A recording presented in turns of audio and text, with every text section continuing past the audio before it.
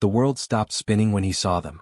3 small faces with eyes that mirrored his own, down to the unusual amber flecks that everyone said made his gaze so striking. Alexander Reed stood frozen in the middle of Central Park, his coffee forgotten in his hand, as he watched the 3 children playing by the fountain. They couldn't be more than 4, maybe 5 years old. Their dark curly hair caught the sunlight as they chased each other, laughing with identical smiles that made his heart stop. It wasn't just their eyes.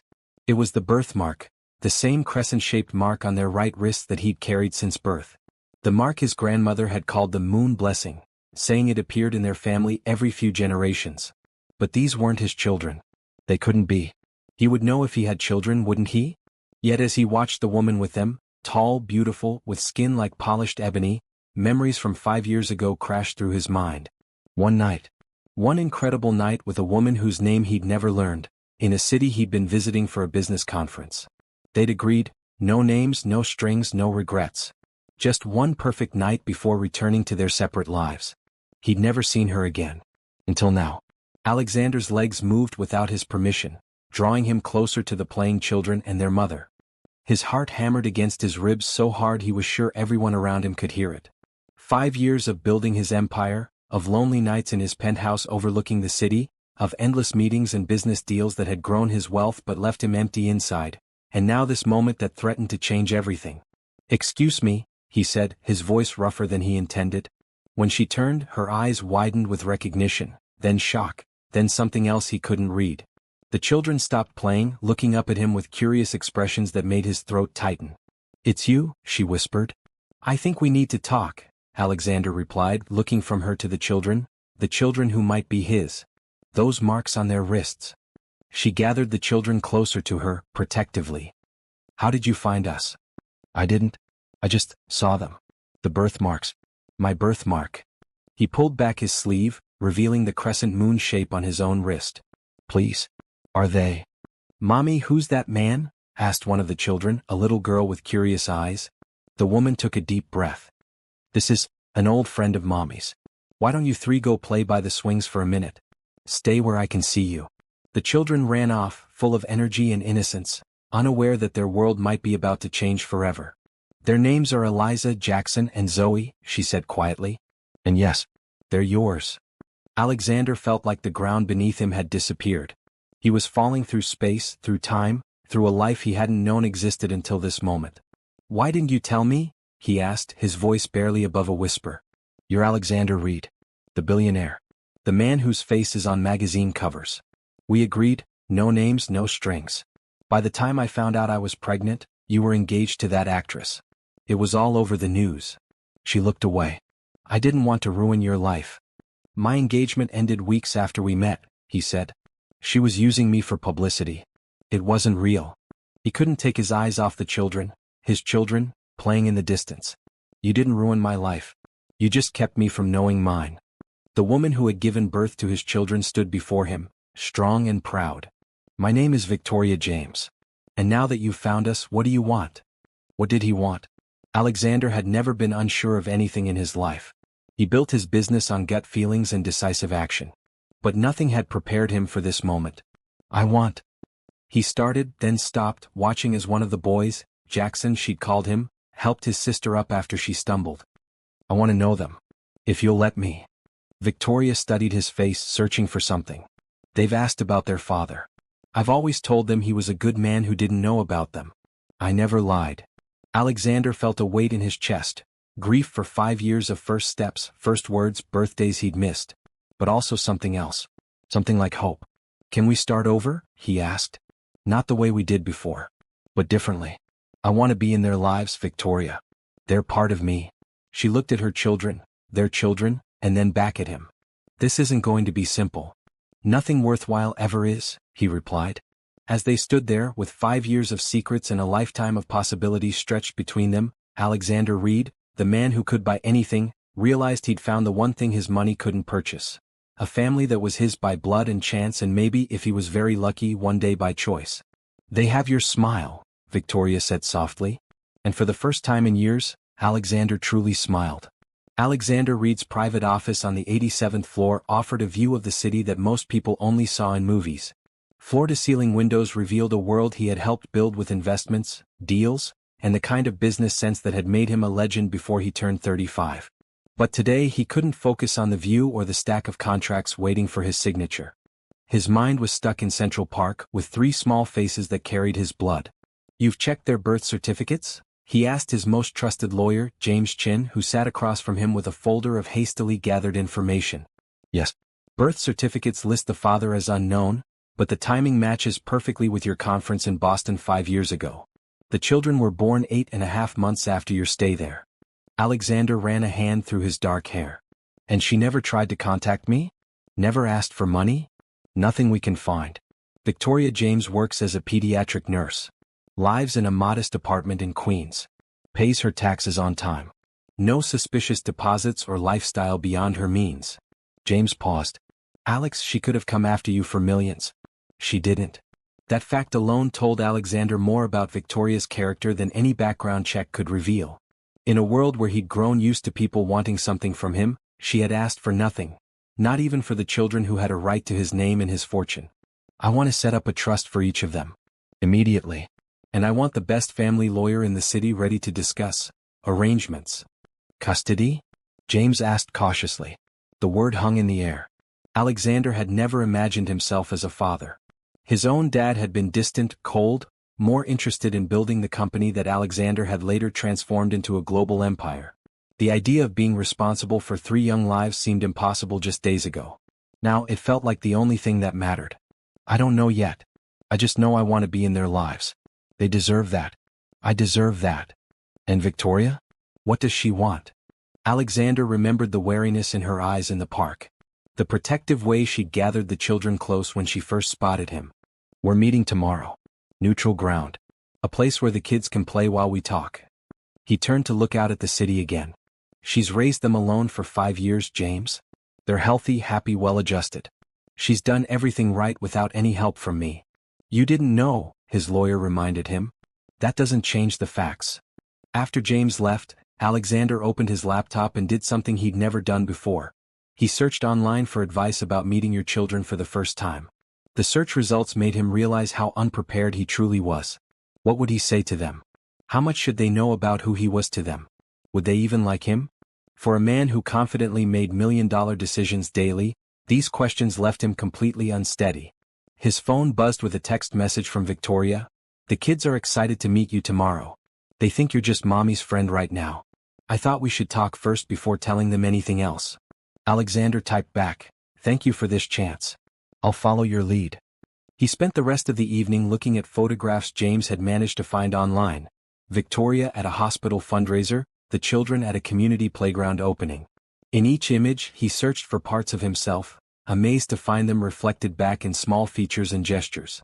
That night, Alexander Reed, the man whose decisions affected global markets, lay awake staring at his ceiling, terrified of disappointing 3 small people he'd only just discovered. The indoor playground was noisy with the sounds of children's laughter and parents chatting over coffee. Alexander arrived early, dressed more casually than he had been in years. Jeans and a simple button-down shirt, no tie, no expensive watch that might catch little hands. He wanted to seem approachable, not intimidating. He spotted them the moment they walked in. Victoria held the hands of 2 of the children, while the third, the boy Jackson, walked slightly ahead, curious and bold. Alexander's heart did a strange flip in his chest. Victoria saw him and nodded, leading the children toward his table in the corner. "Children, this is Mr. Reed, my friend I told you about," she said, her voice steady and warm. "Hello," Alexander said, suddenly unsure what to do with his hands, with his face, with any part of himself. The little girl with braids decorated with colorful beads stepped forward first. "I'm Eliza and I'm 5. Do you like unicorns?" Alexander couldn't help smiling. "I do. Especially the purple ones. Those are the best kind," Eliza declared as if he'd passed an important test. The other little girl, slightly smaller than her sister but with the same confident manner, pushed forward. "I'm Zoe. I can count to 100. "That's very impressive," Alexander said seriously. "Maybe you can show me sometime." Jackson, who had been studying Alexander with a curious expression, finally spoke. "Why do you have the same mark as us?" He held up his small wrist, displaying the crescent birthmark. Alexander glanced at Victoria, who gave a small nod. "Well," he said carefully, Sometimes people in the same family have the same marks or features. Like your eyes, they're the same color as mine. See? He leaned down slightly so Jackson could compare their eyes. Are you our family? Jackson asked with the directness only a child could manage. Victoria stepped in smoothly. Mr. Reed and I are going to talk about some grown-up things. Why don't you three play on the climbing structure and we'll be right here watching. The children needed no further encouragement, racing off to join the other kids. When they were alone, Victoria sipped her coffee before speaking. They're smart. They ask about their father sometimes. I've always told them he's a good man who lives far away. I want to be part of their lives, Alexander said simply. I'll follow whatever pace you think is best, but I want them to know me. And I want to provide for them, education, healthcare opportunities. Everything. Victoria set down her cup. I've managed for 5 years. I know you have. And you've done an amazing job. But they're entitled to my support. She studied him. What exactly are you proposing? For now, getting to know them. Spending time together. Maybe regular visits if you're comfortable with that. I'd like to set up trust funds for their education and future. And I want to help you too.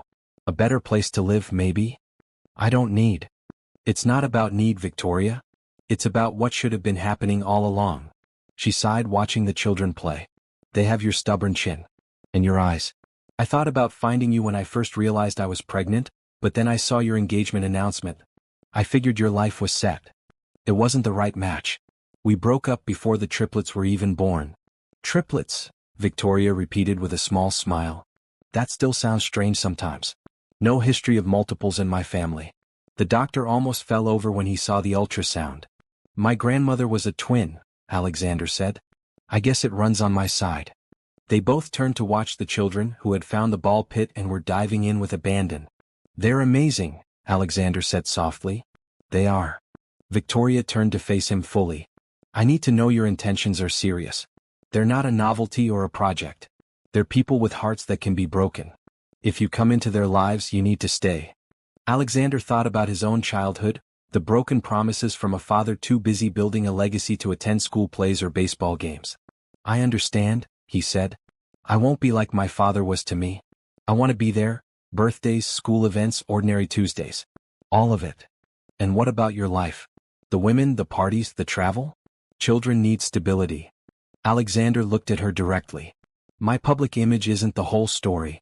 Yes, I work hard. Yes, I travel. But I'm not the playboy the media likes to portray. That sells magazines, but it's not who I am. He paused. Finding out about them changes everything for me, Victoria. In a good way. Before she could respond, Eliza came running up, slightly out of breath. Mommy? Jackson says I can't be the princess because princesses don't have brown skin, but that's not true, right? Victoria lifted her daughter onto her lap. Of course it's not true. Princesses can look any way at all. There was a princess from Ethiopia named Zodatu who ruled her entire country, Alexander added. She had beautiful brown skin just like yours. Eliza's eyes widened. Really? Really? And she was very brave and smart, just like you seem to be. Eliza beamed at him before scrambling down. I'm going to tell Jackson. She ran off, mission accomplished. Victoria looked at Alexander with new appreciation. Ethiopian royal history isn't common knowledge. Alexander shrugged. I travel a lot for business. I like learning about different cultures. They watched as Eliza triumphantly informed her brother about Princess Zodatu, complete with dramatic hand gestures. 1 visit a week, Victoria finally said. We take this slow. And we don't tell them who you are until I feel the time is right. Alexander nodded, feeling a weight lift from his chest. It was a start. A chance. I'd like that very much, he said. Over the next few weeks, Alexander rearranged his entire life around Saturday mornings with the triplets. Board meetings were rescheduled. Business trips were shortened or delegated to others. Nothing was more important than those precious hours when he slowly, carefully began to know his children. He learned that Jackson loved dinosaurs and could name dozens of them, pronouncing the complicated names with perfect 5-year-old seriousness. Zoe was the quietest of the three but had a quick mind for numbers and puzzles. And Eliza was a born storyteller, creating elaborate tales about the people they saw in parks and restaurants. Today they were at the Children's Museum, where an exhibit about space had captured the triplets' imagination. Alexander watched as Victoria helped Zoe into a mini astronaut suit, her movements gentle and patient. Can you lift me up to see the stars, Mr. Alex? Jackson asked, pointing to a display that was just beyond his reach. Alexander carefully lifted the boy, feeling the perfect weight of him, the trust in the small body that leaned against his chest. See that bright one? Alexander pointed. That's Sirius the dog star. It's the brightest star we can see from Earth. I want a dog, Jackson said, changing subjects with a child's natural flow. Mommy says maybe when we're older. Dogs are a big responsibility, Alexander agreed, understanding Victoria's hesitation. Their apartment was small, and she worked long shifts at the hospital. When I'm big I'll have 3 dogs. One for me, one for Eliza, and one for Zoe. Alexander smiled. That sounds like a good plan. Later, when the children were absorbed in the museum's bubble station, Alexander and Victoria sat on a bench watching them. They ask about you all week, Victoria admitted. When is Mr. Alex coming again? What will we do with Mr. Alex? Alexander felt a warmth spread through his chest. I think about them all the time. I've never been so distracted at work. I meant to ask, does anyone know? About them, I mean. Just my lawyer, Alexander said. I wanted to respect your privacy. And theirs. Victoria nodded, appreciating his discretion. My mother knows you've come into the picture. She's been helping me with them since they were born. She's cautious about your sudden appearance. I'd like to meet her, Alexander said. I want her to know my intentions are genuine. Maybe next week. She keeps the kids when I work night shifts. Victoria hesitated. About that? I've been thinking about your offer. Alexander had proposed buying a larger home for Victoria and the children, somewhere with a yard, separate bedrooms for each child, and a shorter commute to the hospital for Victoria. She had resisted, proud and independent. I still don't want to simply take your money, she continued. But the children deserve more space. A better school district. So if you want to help with that, we can discuss what makes sense. It was a small concession, but Alexander recognized what it cost her pride. Thank you, he said simply. Whatever you're comfortable with. I just want to help make all your lives better. Mom, look. Eliza's voice carried across the room as she created a bubble the size of her head, her face lit with triumph. They both watched as the bubble drifted upward before popping, sending Eliza into peals of laughter. I've been thinking, Victoria said quietly. It might be time to tell them who you are. They're getting attached to you anyway. And they're asking more questions about their father. Alexander felt his heart rate quicken. Are you sure? I don't want to rush anything. 5 years is hardly rushing, Victoria said with a small smile. Maybe next weekend? We could do it at the park, their favorite place. Keep it positive and simple. Alexander nodded, suddenly nervous. What should I say? How should we explain? The truth. That you're their father, that you didn't know about them until recently, and that you want to be part of their lives now. Victoria's eyes were kind. They're young. They're adaptable. And they already like you. What if they're angry? Or confused? They might be, a little. But children are more accepting than adults give them credit for. She touched his arm briefly. You'll do fine. The touch was the first time she'd initiated contact since they'd reconnected. Alexander felt it like a current through his body, a reminder of the connection they'd shared once, briefly but intensely. Victoria, he started, not sure what he wanted to say. Mommy? Mr. Alex? Come see what we can do. Zoe called, interrupting the moment. As they walked toward the children, Alexander wondered if Victoria ever thought about their night together, if she ever wondered what might have happened if they'd shared their names, if they'd tried to stay in touch. If the connection they'd felt had been given a chance to grow. But those thoughts would have to wait. Right now, the most important challenge lay ahead, becoming not just Mr. Alex, the friend who visited on Saturdays, but Dad, a word that terrified and thrilled him in equal measure. The day they planned to tell the children was perfect. Sunny but not too hot, with a gentle breeze that sent autumn leaves dancing across the park.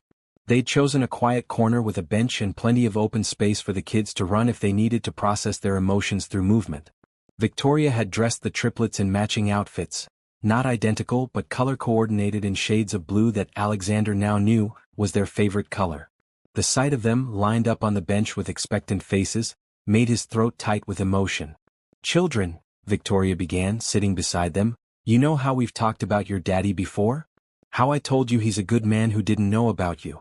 3 small heads nodded in unison. Well, she continued, her voice steady, sometimes life surprises us with good things we weren't expecting. She looked at Alexander, giving him the cue they'd discussed. He knelt down in front of the bench so he was at eye level with the children. What your mom means is that I'm your father. Your dad. He held up his wrist, showing the crescent birthmark. That's why we have the same mark. And the same eyes. There was a moment of silence as 3 pairs of identical amber eyes stared at him, processing this information. Jackson spoke first. But why didn't you know about us? Alexander had prepared for this question. Your mom and I met a long time ago before you were born. We didn't stay in touch and she didn't know how to find me to tell me about you. When I saw you in the park that day, I recognized our special mark, and that's how I discovered you're my children. So you're not just mommy's friend? Eliza asked, her brow furrowed. I am your mom's friend, Alexander said carefully. But I'm also your dad. Zoe, who had been quiet, suddenly asked, Do we have to call you dad now? Alexander looked at Victoria, who nodded encouragingly. You can call me whatever makes you comfortable, he told Zoe. You could still call me Mr. Alex if you want, or you could call me Dad or something else. It's up to you. I want to try saying Dad, Jackson declared boldly. Dad. Dad. He tested the word as if trying on new shoes. Can I still think about it? Zoe asked in a small voice. Of course, Alexander assured her. There's no rush. Eliza had been uncharacteristically quiet. Does this mean you're going to live with us now? She finally asked. Victoria stepped in. No, sweetheart. Mr. Al, your dad will still have his own home. But he wants to spend more time with you all, to get to know you better. And I want to help take care of you, Alexander added. That's what dads do. They help take care of their children. Like Jackson's friend Mateo? His dad picks him up from school sometimes, Eliza said. Yes, like that, Victoria confirmed. We're still figuring out exactly how everything will work, but your dad and I both love you very much, and we both want what's best for you. Can we go play now? Jackson asked, apparently satisfied with the explanation. Victoria laughed softly. Yes, you can play. Stay where we can see you. As the children ran toward the playground, Alexander sat beside Victoria on the bench. That went better than I expected, he admitted. They're still processing. There might be more questions later. She watched them climb on the jungle gym. I think Zoe's going to need more time. She's always been the cautious one. I'll be patient, Alexander promised. This is all new for everyone. They sat in companionable silence, watching the children play. After a while, Alexander noticed Victoria was looking at him with an expression he couldn't quite read. What? He asked. I was just thinking about fate or coincidence or whatever you want to call it, she said. What were the odds of you walking through that exact part of the park on that exact day? The city has millions of people. Alexander had thought about this too. Maybe some part of me was searching without knowing it. Or maybe it's like my grandmother used to say, blood calls to blood. Your grandmother sounds interesting. She was. She raised me after my parents died. Car accident when I was 12. He rarely shared this part of his past, but with Victoria, it felt natural. She's the one who told me our birthmark was special. A moon blessing, she called it. Victoria looked at the children. All 3 of them have it. The doctor said it was unusual for identical multiples to all have the same birthmark. Usually 1 or 2 might have it, but not all 3. My grandmother would say it means they're meant for special things, Alexander said with a small smile. They are special, Victoria agreed. Not because of a mark or who their father turned out to be, but because of who they are. Alexander felt a rush of admiration for this woman who had raised his children with such love and wisdom. You've done an amazing job with them, Victoria. I want you to know I see that. I respect it. She nodded, accepting the compliment. It hasn't always been easy. 3 babies at once on a nurse's salary. There were some tough times. I wish I could have been there. I know. But we're here now, figuring it out. Just then Jackson came running up, slightly out of breath. Dad. Dad. Come push me on the swing. The word, Dad, hung in the air between them like a gift. Alexander's eyes met Victoria's, and he saw her gentle nod. I'm coming, buddy, he said, standing up. As he walked toward the swings, his son's small hand slipped into his, trusting and natural as if they'd been doing this forever.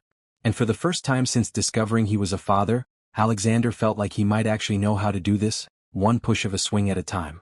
The house was perfect, a brownstone with a small backyard, separate bedrooms for each child, and a reasonable commute to the hospital for Victoria. Alexander had found it through a private listing, ensuring no connection to his name that might attract unwanted attention. It's too much, Victoria protested when she first saw it. It's not even close to enough, Alexander replied. But it's a start. They had come to an agreement. Alexander would purchase the house and put it in a trust for the children. Victoria would pay a modest rent that would go directly into the children's college funds. It allowed her to maintain her independence while accepting help for the children's benefit. Today was moving day.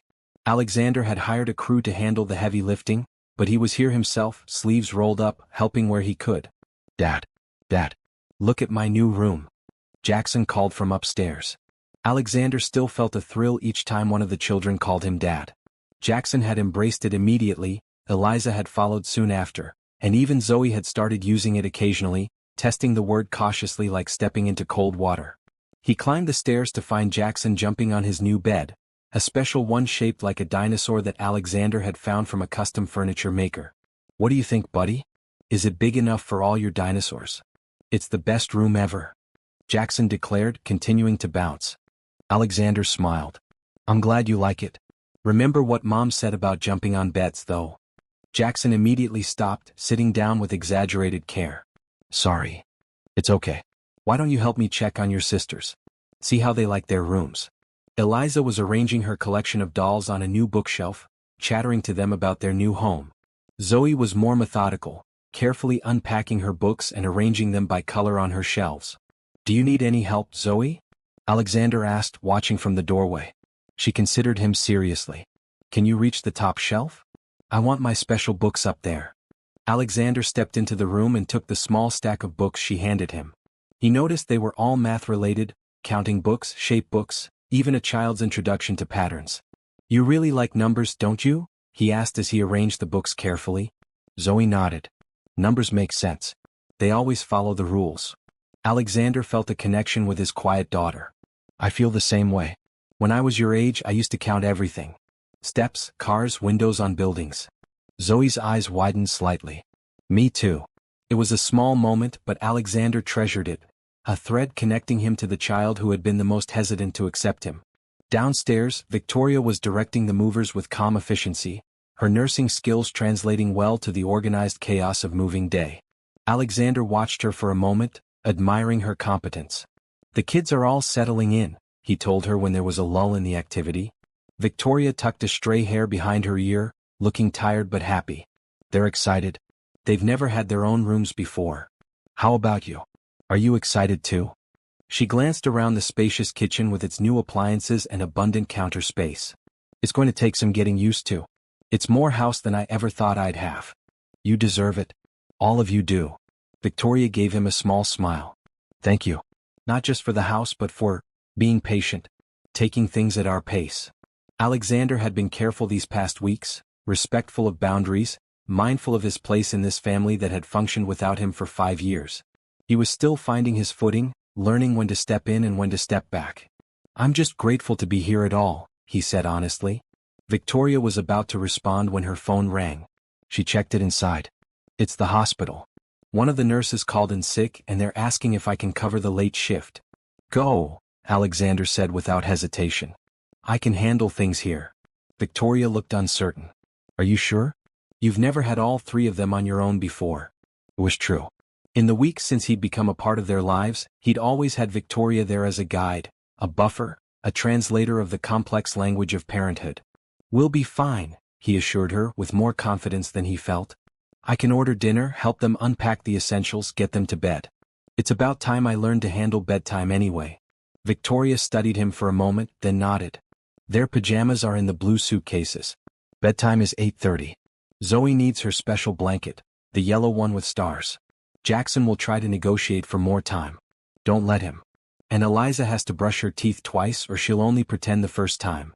Alexander committed each instruction to memory. Blue suitcases. 8:30, yellow star blanket. No negotiations. Double teeth brushing. Got it. Victoria smiled. I'll be back by midnight. Call me if you need anything at all. After she left, Alexander gathered the children in the living room, surrounded by moving boxes, and announced that he was in charge for the evening. 3 identical expressions of speculation gazed back at him. Can we have ice cream for dinner? Jackson asked immediately. Alexander laughed. Nice try, buddy. How about pizza, and then we can have a little ice cream for dessert if everyone helps unpack their essential boxes. What's essential mean? Eliza asked. It means the most important things you need tonight: pajamas, toothbrushes, favorite stuffed animals for bedtime. To his surprise, the evening went relatively smoothly. The children were excited about the new house and eager to explore every corner. They ate pizza in the unfurnished dining room, sitting on cushions around a makeshift picnic on the floor, which the triplets declared was way more fun than using a table. Bedtime was more challenging. Despite having their own rooms, the children were used to sleeping together and seemed uneasy about being separated. How about this? Alexander suggested when he saw Zoe's trembling lip. Tonight, we can put all 3 mattresses in Jackson's room and have a sleeping party on the floor. Then tomorrow night we can try sleeping in separate rooms. The compromise was accepted with relief. Alexander helped them create a nest of blankets and pillows, read them 2 stories, one about dinosaurs for Jackson, one about a princess engineer for the girls, and then sat beside them until their eyes began to close. Dad. Eliza mumbled sleepily. Yes, sunshine? Are you going to live here too? The question caught him off guard. No, I still have my own place. But I'll be here a lot to see you guys. But why can't you stay here? There's an extra bedroom, she persisted, fighting sleep. Alexander thought carefully about his answer. Well, your mom and I are still getting to know each other again. We're friends, but grown-ups need their own space sometimes. Like how I need my own room even though I love Jackson and Zoe? She asked. Something like that, yes. Eliza seemed satisfied with this answer and drifted off to sleep. Alexander sat in the darkened room, listening to the soft breathing of his children, feeling a peace he'd never known before. When Victoria returned home shortly after midnight, she found him in the kitchen, unpacking dishes and arranging them in cabinets. Everything go okay? She asked, setting down her purse. Better than okay, Alexander replied. They're all asleep in Jackson's room. We decided to ease into the separate bedrooms thing. Victoria nodded approvingly. Smart call. She looked around at the work he'd done. You didn't have to unpack all this. I wanted to help. Besides, I'm not tired. He placed the last plate in the cabinet. How was work? The usual. Ear infections. Worried parents. One broken arm from a skateboard accident. They stood in the kitchen, the quiet of the sleeping house around them, both a little uncertain in this new arrangement. Thank you, Victoria said suddenly. Not just for tonight but for everything. For not being angry that I kept them from you. For giving us time to adjust. For not trying to take over. I wouldn't know how to take over, Alexander admitted. I'm still learning. You're the expert here. Victoria smiled. Believe me, I'm still learning too. Even after 5 years. As she helped him finish organizing the kitchen, Alexander found himself stealing glances at her. In the weeks since they'd reconnected, he'd been so focused on building relationships with his children that he'd barely allowed himself to think about her. About them. About what might have been, or what might still be. But tonight, in the quiet of this new house that would be a home for his children, he couldn't help wondering if there might be room in it for him too someday. 3 months after moving into the new house, they had settled into a routine. Alexander spent Wednesdays and Saturdays with the children, plus Sunday dinners with the whole family. He had adjusted his work schedule, delegated more responsibilities to his management team, and even set up a small home office in the guest room of Victoria's, the children's, house for the times when business couldn't wait. The children had blossomed. Jackson had joined a local soccer team, which Alexander never missed a game for. Eliza had discovered a talent for painting, covering the refrigerator with colorful creations. And Zoe had skipped ahead in math at their new school, working with second-grade numbers despite being in kindergarten. But it wasn't all smooth sailing. Today, Alexander arrived to find Victoria looking stressed, her hair pulled back in a messy ponytail instead of her usual neat style. What's wrong? He asked immediately. Parent-teacher conferences, she sighed. All 3 teachers want to meet today, but I'm supposed to work a double shift because 2 other nurses are out with the flu. I can go, Alexander offered. Victoria hesitated. The school doesn't have you listed as a parent yet. We never did the paperwork. Then let's do it now, he said. I want to be officially recognized anyway. It's time. 30 minutes and several signed forms later, Alexander was officially registered as the triplets' father at their school. The secretary had raised an eyebrow at his last name but said nothing. I know I should have done this sooner, Victoria said as they walked to her car. It just felt like such a big step. It is a big step, Alexander agreed. But it's the right one. I'm their father. I want to be involved in everything, including school. Victoria nodded. You're right. And it's good for them to see us working together. The meetings at school went well. Jackson's teacher praised his enthusiasm but mentioned he could work on sitting still during story time. Eliza's teacher showed them stories she had dictated, already showing creativity beyond her years. And Zoe's teacher recommended testing for the gifted program, noting her exceptional abilities with numbers. "She gets that from you," Victoria said as they walked back to the car. "That mind for figures." Alexander felt a rush of pride. "Maybe. But she gets her thoroughness from you. The way she double-checks everything." They shared a smile, the easy, companionable connection that had been growing between them over these months of co-parenting. "Can I take you to lunch?" Alexander asked impulsively. "To celebrate our first parent-teacher conferences?" Victoria checked her watch. "I don't have to be at work for 2 more hours." "That sounds nice." At the small cafe near the school, they talked about the children, about plans for the upcoming holidays, about the practical matters of raising 3 active 5-year-olds. But underneath, Alexander sensed a current of something more, a tension, a possibility that hung between them. "Victoria," he said finally, setting down his coffee cup, "I've been thinking." "That sounds dangerous," she teased, but her eyes were serious. "I want to talk about us." He held up a hand when she started to speak. "Not to pressure you or rush anything, but to be honest about what I'm feeling." Victoria was quiet, waiting. "That night in Boston," Alexander continued, "wasn't just a random encounter for me. I've had those before. This was different. I felt a connection with you that I've never felt with anyone else. That's why I was so disappointed when you were gone the next morning." "I had an early flight," Victoria said softly. "And we had agreed just one night." "I know. But I wanted to find you again. I just didn't know how." He looked at her directly. "And now, these past months, getting to know you as a mother, as a person, those feelings haven't gone away. They've gotten stronger." Victoria looked down at her plate. "Alexander." "I'm not asking for anything," he said quickly. "I respect the boundaries you've set. I understand your priority is the children, and it should be. Mine too. But I wanted you to know that for me this isn't just about co-parenting. When I imagine the future, I see all 5 of us together." Victoria was quiet for a long moment. "I can't deny I've thought about it too," she finally said. "The connection we had, it was real. I've never felt that way with anyone else either. That's part of why I never seriously dated after the triplets were born. No one measured up to the memory of you." Alexander felt his heart beat faster. "But," she continued, "it's complicated now. We're not just 2 people who might date and see where things go. We're parents. If we tried and it didn't work out, the children would be caught in the middle," Alexander finished. "I understand. It's a risk. A big one." Victoria met his eyes.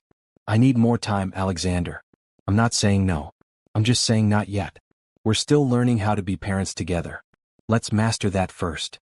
It wasn't the answer he had hoped for, but it wasn't a rejection either. Alexander nodded, respecting her caution even as hope bloomed in his chest. "I can be patient," he said. Victoria smiled. "One thing at a time. We've got parent-teacher conferences down. Now let's survive the holidays." As they left the restaurant, Alexander felt lighter for having spoken his truth. And when Victoria briefly squeezed his hand before getting into her car, he knew that whatever happened, they were moving forward together.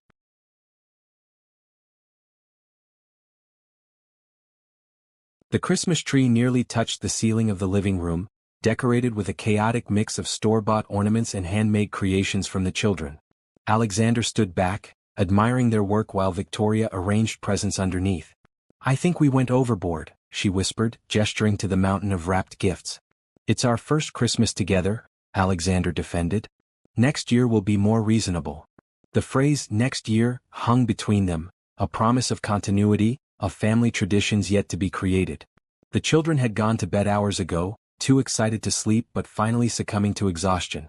Tomorrow, Christmas morning, would be the first major holiday Alexander would spend with his children. He had moved into the guest room for the weekend at the children's insistence, and the arrangement felt both strange and oddly right. "Cocoa," Victoria offered, holding up a mug. Alexander accepted gratefully, following her to the kitchen where they could talk without waking the kids. "Your mother is coming tomorrow?" he confirmed. Victoria nodded. "Around noon. She's looking forward to meeting you properly." There was a hint of nervousness in her voice. "And I her." Alexander had spoken to Gloria James briefly on the phone but never face to face. As Victoria's only living parent and the triplets' beloved grandmother, her opinion mattered. "She'll like you," Victoria assured him. "Once she sees how good you are with the kids, she'll come around." They sipped their cocoa in companionable silence. The house was peaceful, decorated for the holidays with twinkling lights and paper snowflakes the children had cut out with varying degrees of success. "I got you something," Alexander said suddenly, reaching into his pocket. "I was going to wait until tomorrow, but I wanted to give it to you privately." He handed Victoria a small wrapped box. She looked surprised. "You didn't have to." "I wanted to." Victoria carefully unwrapped the gift, revealing a velvet jewelry box. Inside was a delicate silver necklace with 3 small crescent-shaped pendants. "One for each of them," Alexander explained. "I thought, well, I know how much you love your moon blessing trio." Victoria touched the pendants gently. "It's beautiful. Thank you." "May I?" Alexander held out his hand for the necklace. Victoria turned, lifting her hair as Alexander fastened the chain around her neck. He was acutely aware of her closeness, the subtle floral scent of her perfume, the warmth of her skin under his fingers. When she turned back to face him, the pendants rested just below her collarbone, catching the light. "Perfect," he said softly. Their eyes held for a long moment. Alexander felt himself leaning forward slightly, drawn to her as he had been from the first moment they met. A small sound from the hallway broke the moment. They both turned to see Eliza standing in the doorway, clutching her favorite stuffed unicorn. "I heard a noise," she said sleepily. "I thought it might be Santa." Victoria went to her daughter, lifting her easily. "Not yet, sweetheart. Santa won't come until you're fast asleep. Can I have some water first?" While Victoria got Eliza a drink, Alexander straightened the girl's unicorn, which was missing an eye and had clearly been well loved. "You know," he told Eliza, "I think Sparkle here might be getting a friend tomorrow." Eliza's eyes widened. "Really?" "I have a feeling," Alexander said with a wink. After Victoria took Eliza back to bed, she returned to find Alexander loading the dishwasher. "You don't have to do that," she said. "I know. I want to help." Victoria leaned against the counter, absently touching the new necklace. "It's strange, isn't it? A year ago, I never would have imagined this Christmas." "Too strange?" Alexander asked, closing the dishwasher. She shook her head. "No. Unexpected, but right somehow." She looked up at him. "Thank you for being patient with me. With us. Always," he promised. The next morning was a whirlwind of excited children, torn wrapping paper, and delighted squeals as presents were discovered. As Alexander had hinted, Eliza received a new unicorn, this one with a silver horn and rainbow mane that matched Sparkle's faded colors perfectly. Zoe got the advanced puzzle set she'd been hoping for, and Jackson nearly exploded with joy at the child-sized paleontologist kit complete with tools and a lab coat with his name embroidered on the pocket. Victoria's mother arrived precisely at noon, a petite woman with Victoria's features but gray-streaked hair and a cautious expression. She hugged her grandchildren warmly, presented Victoria with a casserole, and then turned her attention to Alexander. "So," she said, looking him up and down, "you're the father." "Mom," Victoria warned. "It's all right," Alexander said. "Yes, Ms. James. I'm Alexander Reed. It's a pleasure to finally meet you." Gloria studied him for a moment longer before saying, "Call me Gloria, and we'll see about the pleasure part. You've got some catching up to do in my book." "Mom?" But Alexander wasn't offended. "You're absolutely right. I have 5 years to make up for. I intend to do my best." Gloria seemed slightly mollified by his response. "Victoria tells me you bought them this house." "I bought a home for my children," Alexander corrected gently. "A place where they could have space to grow and play. Where Victoria could be closer to her work." Gloria nodded slowly. "Well, it's a nice house." Coming from Gloria, Alexander suspected this was high praise. Throughout Christmas dinner, Alexander noticed Gloria watching him, how he helped the children cut their food, how he listened to their stories with genuine interest, how he and Victoria moved around each other with growing ease. By dessert, her expression had softened somewhat. After the children went to play with their new toys, Gloria joined Alexander on the back porch where he'd stepped out for a moment of quiet. "Victoria says you're a good father," she said without preamble. "I'm trying to be. She also says you want more than just co-parenting." Gloria's direct gaze reminded him of Victoria's. Alexander chose his words carefully. "I care deeply for your daughter. I have from the first moment I met her. But right now my priority, our priority, Is giving the children stability and security. Gloria nodded. Good answer. But not quite what I asked. Alexander smiled. He could see where Victoria got her straightforwardness. Yes, I hope that someday Victoria and I might build something more together. But only when she's ready. Only when we're both sure it's right for everyone involved. Gloria was quiet for a moment, looking out at the small backyard where the children had hung bird feeders from the trees. She was all alone, you know. When she found out she was pregnant. Scared out of her mind. 3 babies. No father in the picture. But she never wavered. She's the strongest person I've ever met, Alexander said honestly. Yes, she is. Gloria turned to him. Don't you hurt her. Or those children. I won't, Alexander promised. They're my world now. Gloria studied him for another long moment, then patted his arm. I'm going to hold you to that, Mr. Billionaire. Now come inside before you freeze. Victoria made her special hot chocolate. As they walked back into the warm house, Alexander felt as if he'd passed some crucial test.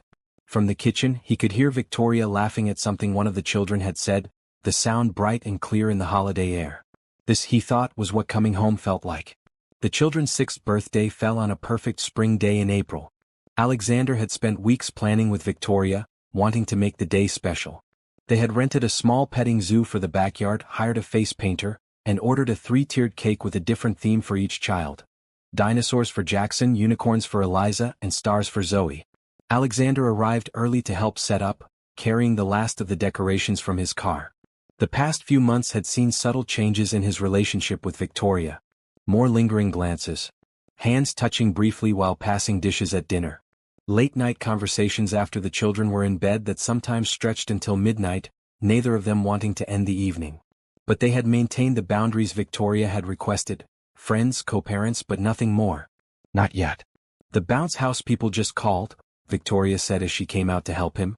They're running about 30 minutes late. No problem. The kids won't be up from their nap for another hour anyway. Alexander unloaded colorful balloon bunches from his trunk. Did the cake arrive? It's perfect. Wait until you see it. They worked together efficiently, hanging streamers, arranging tables, setting out party favors. Alexander had invited a few of his staff members who had children around the triplets' age, while Victoria had invited neighbors, school friends, and family. Can I ask you something? Victoria said as they finished arranging gift bags. Of course.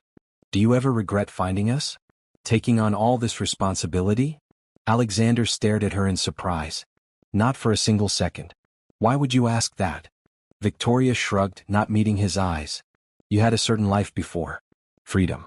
No school pickups or chicken pox or birthday party planning. Victoria. Alexander gently turned her to face him. My life before was empty.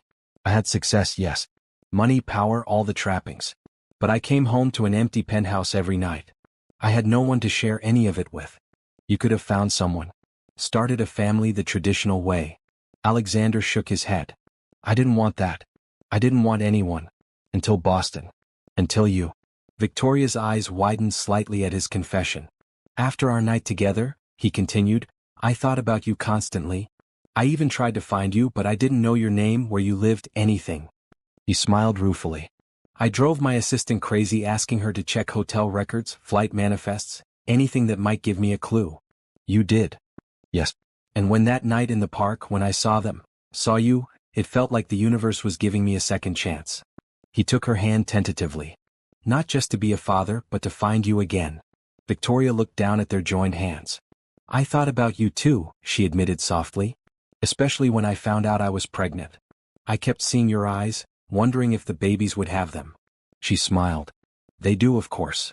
Alexander wanted to pull her closer, to finally cross the invisible line they had drawn between them. But before he could move, the doorbell rang. That'll be Gloria, Victoria said, stepping back. She's bringing the extra tables. The moment broke, but Alexander felt a shift between them, a promise of something more to come. The birthday party was chaotic, joyful, and exhausting. 30 children ran through the backyard, petting baby animals, bouncing in the inflatable castle, and devouring cake and ice cream with equal enthusiasm. The triplets were in their element, proudly introducing their father to their friends and teachers. This is my dad, Jackson told his soccer coach with casual pride, as if Alexander had always been part of his life. He's teaching me to play chess. Each time Alexander heard one of the children claim him so naturally, his heart swelled. They had adapted to his presence in their lives with the resilience only children possess, accepting the strange circumstances of their family with unquestioning love. By late afternoon, as the party wound down and guests began to leave, Alexander found himself sitting on the back steps with Victoria, watching as the triplets showed their grandmother their birthday gifts. "I think it was a success," he said, surveying the cheerful wreckage of the party. "Definitely. Though I'm not sure who's more tired, the kids or us." Alexander laughed. "I vote us. They seem to have unlimited energy." Victoria leaned against him slightly, her shoulder resting against his in a casual touch that felt significant. "Thank you for all this, for making their day so special." "Our children deserve the best," Alexander said simply. Victoria looked up at him, something new in her eyes. "Our children," she repeated softly. The phrase hung between them, full of meaning beyond the words themselves. Alexander felt his heartbeat quicken. "Victoria," he began, "I've been thinking." "Mom? Dad? Look what Grandma gave us." Eliza came running up, holding a set of matching bracelets. "One for each of us." The moment slipped away again, but Alexander wasn't discouraged. He had learned patience these past months, learned that the most valuable things were worth waiting for. Later that night, after the children were finally asleep, exhausted from their big day, Victoria and Alexander sat on the porch swing, a peaceful silence between them. "They're growing up so fast," Victoria mused. "I can hardly believe they're 6 already." "I wish I'd known them from the beginning," Alexander said. "But I'm grateful for every day I have with them now." Victoria turned to face him. "You know, they've changed so much since you came into their lives. They're more confident, happier." "That's all you, Victoria. You laid the foundation. I'm just building on what you started." She smiled. "We make a good team, don't we?" "The best." Victoria took a deep breath, as if gathering courage. "Alexander, I've been thinking a lot about what you said at Christmas. About us." His heart jumped. And I think I'm ready to explore what might be between us." She looked nervous but determined. "If you still want to." Alexander gently took her hand. "I've never stopped wanting that, Victoria. Not for a moment." "It will have to be slow," she cautioned. "The children come first." "Always," he agreed. "We'll take it one day at a time." Under the spring stars, with their children sleeping safely inside the home they had created together, Alexander leaned forward and kissed Victoria for the first time. It felt like coming full circle, back to that night in Boston where their journey had begun, but this time with the promise of a future together. For the first time in his life, Alexander Reed, the man who had everything money could buy, felt truly rich. 1 year later. The beach house was Alexander's surprise for their first summer vacation as an official family. Located on a private stretch of shoreline, it offered panoramic ocean views, endless sand for the children to play in, and most importantly, privacy from the media attention that had finally caught wind of the Billionaire's secret family. The story had broken 3 months earlier when a sharp-eyed reporter had spotted Alexander with the triplets at a public playground. The headline, "Reed Heir Mystery, Billionaire's Secret Triplets," had created a brief media frenzy. But Alexander had been prepared, issuing a simple statement confirming that he was indeed the father of triplets and requesting privacy for his family. The worst of the attention had died down, but they still valued their private time away from curious eyes. "Dad, can we go swimming now?" Jackson called from the deck where the children were eating breakfast. "After breakfast, buddy? And we'll need to put on sunscreen first," Alexander replied, pouring coffee for Victoria, who was still looking sleepy but content. "They've been up since dawn," she said, accepting the mug gratefully. "I found them trying to sneak out to the beach at 5:30 this morning." Alexander laughed. "They're excited. It's their first real vacation." Victoria smiled, watching the children through the glass doors. "Our first vacation as a family. All of us." The past year had been one of gradual, steady growth. Alexander had moved into the brownstone 6 months earlier, taking the relationship step by step as they'd promised. The children had adjusted easily to having him there full-time, as if it had always been the natural order of things. Alexander looked at Victoria across the breakfast table. She was beautiful in the morning light, her hair loose around her shoulders, wearing the simple engagement ring he had given her 2 weeks earlier. They hadn't set a date yet, content to enjoy the engagement period, to let the children adjust to the idea that their mom and dad would be getting married. "What are you thinking about?" Victoria asked, catching his gaze. "How lucky I am. How different my life is now from 2 years ago." He reached for her hand. How much I love you. Victoria squeezed his fingers. I was just thinking about that day in the park. How close we came to never finding each other again. If you had walked a different path that day, I believe we would have found each other somehow, Alexander said. Some things are meant to be. Victoria smiled. Your grandmother's moon blessing? Maybe. Or maybe just the fact that what we have is too strong to be left to chance. He kissed her hand.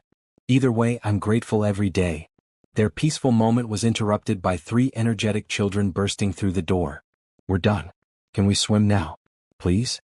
Eliza begged. Sunscreen first, Victoria reminded them. I'll do it, Alexander offered. You finish your coffee. As he helped the children apply sunscreen, answering their excited questions about waves and seashells and whether they might see dolphins, Alexander thought about how natural this felt now, being a father, being part of a family. The learning curve had been steep at times, but worth every challenge. Later, as they all played in the gentle waves, Alexander lifted Zoe onto his shoulders while Victoria helped Eliza and Jackson build a sand castle at the water's edge. The sun was warm, the water was perfect, and the sound of his children's laughter was the sweetest music he'd ever heard. Dad, Zoe said from her perch on his shoulders, are you and Mom going to have more babies after you get married? The question caught him by surprise. I don't know, sweetheart. Would you like a little brother or sister? Zoe considered this seriously. Maybe. But only one. 3 at once was a lot for Mom, I think. Alexander laughed. You're probably right about that. I'd like to be a big sister, Zoe decided. I could teach them math. You'd be an excellent big sister, Alexander told her. But even if we don't have more children, our family is perfect just as it is. Zoe patted his head. I know. But Mom's happier now that you live with us. And you're happier too. Out of the mouths of babes, Alexander thought. His quiet, observant daughter had seen the truth so clearly. You're right, Zoe. I am happier than I've ever been. That evening, after the children were asleep in their beach house beds, Alexander and Victoria walked along the moonlit shore, hand in hand. Zoe asked if we're going to have more children, Alexander told her. Victoria looked up at him, surprised. She did? What did you tell her? That our family is perfect as it is, but that it's something you and I would decide together. Victoria smiled. Good answer. Is it something you'd want? He asked carefully. More children? She was quiet for a moment, looking out at the silvery path the moon cast across the water. I think, yes. Maybe one more. But not right away. Let's get married first, give the triplets more time to have you all to themselves. Alexander pulled her closer. I like that plan. They walked in companionable silence until Victoria stopped, pointing upward. Look, a full moon. Alexander followed her gaze to the perfect circle of light above them. My grandmother would say that's a good omen for new beginnings. Victoria turned to face him, her eyes reflecting the moonlight. I think we've had our new beginning already. Now we're just living it. Alexander kissed her under the vast sky, the sound of waves providing a gentle soundtrack to their moment. 2 souls who had found each other against all odds, created new life together, and then found their way back to each other to build a family stronger than either could have imagined alone. I love you, he whispered against her lips. I love you too, she replied. Every unexpected, wonderful part of this life we're building. As they walked back toward the beach house where their children slept peacefully, Alexander thought about the winding path that had led him here, one night in Boston, 5 years of not knowing, and then the miracle of recognition in a park on an ordinary day that had changed everything. Some might call it coincidence. Others might call it fate. Alexander Reed, who had once believed in nothing but the power of his own hard work and determination, now knew better. There were forces in this world beyond explanation, the perfect love within an imperfect story, the family that had been waiting for him all along, and the future stretching before them, as bright and full of promise as the moon above.